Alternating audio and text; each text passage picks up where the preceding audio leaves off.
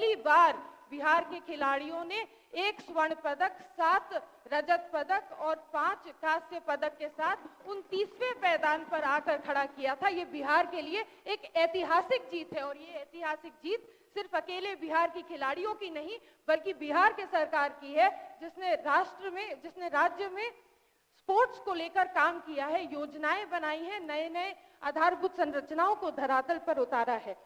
राजगीर में उपस्थित खेल यूनिवर्सिटी और खेल एकेडमी पूरे भारत में एक उद्धार के स्वरूप हम सबके सामने खड़ा हुआ है उपाध्यक्ष महोदया।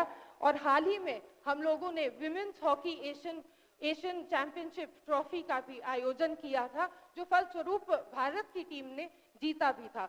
तो मैं आप सभी लोगों को